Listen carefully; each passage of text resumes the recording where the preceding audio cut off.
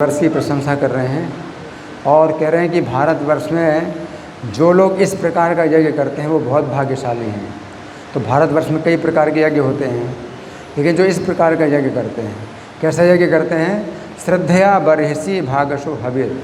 तो श्रद्धापूर्वक यज्ञ करते हैं, श्रद्धा की आवश्यकता है और भाग अलग अलग भाग उसको जो है, जो आहुतियों के अलग अलग भाग जो है वो डालते हैं।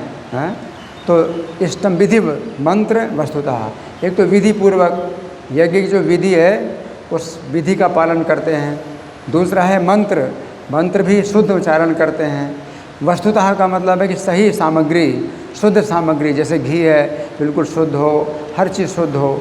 इस प्रकार से यज्ञ में ये तीन चीज़ें, विधि का पालन करना है, मंत्र का शुद्ध उच्चारण करना और वस्तु और सही जो वस्तु है, शुद्ध सामग्री है वो हो। एक प्रथम नाम भी राहुत हो। और जब वो अलग अलग देवताओं के नाम से आहुतियाँ डालते हैं तो किस प्रकार की भावना होती है कि एक ही है श्री कृष्ण, तो श्री कृष्ण ही के जो है अलग अलग नामों के द्वारा पुकारा जाता है। तो उनकी जो भावना होती है यज्ञ में, वो देवताओं के नाम से आहुतियाँ डालते हैं।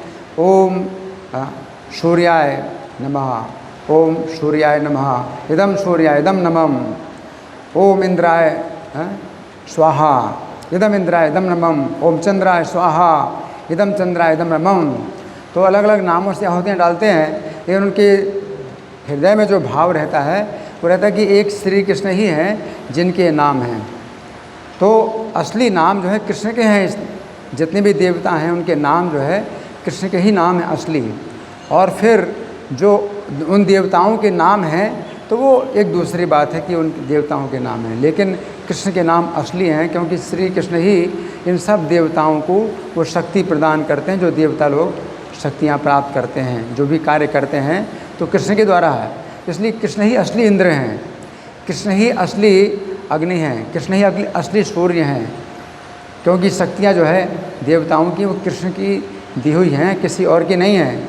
इस भाव से जब आहुतियाँ डालते हैं यज्ञ में तो मुदा ग्रहणाति, तो भगवान स्वयं प्रकट होते हैं उस यज्ञ में और आनंद पूर्वक उस भाग को ग्रहण करते हैं। अब प्रश्न उठता है कि भगवान आनंद पूर्वक उस भाग को ग्रहण करते हैं, तो क्या भगवान को आवश्यकता है कुछ? क्या भगवान को आवश्यकता है कि भगवान यज्ञ के भाग को ग्रहण करते हैं? तो यहाँ बताते हैं पूर्ण, वो तो पूर्ण है, उन्हें कोई आवश्यकता नहीं है। लेकिन आनंद पूर्वक जो ग्रहण करते हैं भगवान आहुति को, तो वो क्यों करते हैं? कि उनकी इच्छाएं पूरी करने के लिए। तो भगवान जो है भगवान को कोई आवश्यकता नहीं है किसी चीज़ की कि कोई उन्हें कुछ दे, लेकिन भगवान जब आनंद पूर्वक ग्रहण करते हैं तो वो उनकी इच्छाओं को पूरा करने के लिए करते हैं। जैसे कि द्रौपदी का जो है जब संकट आया, दुर्वासा मुनि आए और 10,000 शिष्यों के साथ कि हम भोजन करेंगे, और द्रौपदी ने जो है फिर भगवान को पुकारा, तो अक्षय पात्र जो है वो खाली हो चुका था और उसकी सफाई हो चुकी थी, अब उसमें से कुछ नहीं निकल सकता। तो भगवान ने उसमें से भी जो है कुछ साग का पत्ता जो है निकाल लिया और मुदा ग्रहणाति, आनंद पूर्वक ग्रहण किया। आनंद पूर्वक ग्रहण किया, तृप्त हो गया, मैं तृप्त हो गया, तो सब तृप्त हो गए और सब दुर्वासा मुनि जितने भी उन सब के पेट भर गए। क्यों? भगवान ने आनंद पूर्वक ग्रहण किया। तो अपने भक्तों का जो है कुछ भी है वो छीन करके भी खाते हैं तो आनंद से खाते हैं, चोरी करके खाते हैं आनंद से खाते हैं। क्यों आनंद से खाते हैं? कि इनका दिया हुआ मुझे आनंद दे रहा है, तो क्या होता है? उनको प्राप्त होता है। तो उनके भक्तों की सब इच्छाएं पूरी करते हैं भगवान, क्योंकि आनंद से वो ग्रहण करते हैं।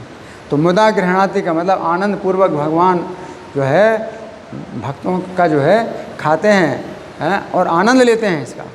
और जब भगवान आनंद लेते हैं तब जीवों को आनंद प्राप्त हो सकता है, नहीं तो जीव जो है स्वतंत्र रूप से कभी आनंद नहीं हो सकते। जब कृष्ण आनंद लेंगे तभी आपको आनंद मिल सकता है। तो यहाँ पर है मुदा ग्रहणादि, जबकि वो पूर्ण है, उनके आनंद में कोई कमी नहीं है। उनका आनंद पूर्ण है, लेकिन तो भी आनंद लेते हैं, मुदा ग्रहणाति। और इस प्रकार से स्वयं आशीषाम प्रभु, स्वयं आशीषों मतलब वरदानों के स्वामी हैं भगवान, सब प्रकार का वरदान देने वाले हैं। तो यज्ञ में आते हैं, यज्ञ के भाग ग्रहण करते हैं, तो उनको कोई आवश्यकता नहीं है कुछ ग्रहण करने की, लेकिन भगवान जो है ये करते हैं ताकि उनकी इच्छाएँ वो भगवान पूरी करें। हरे कृष्ण।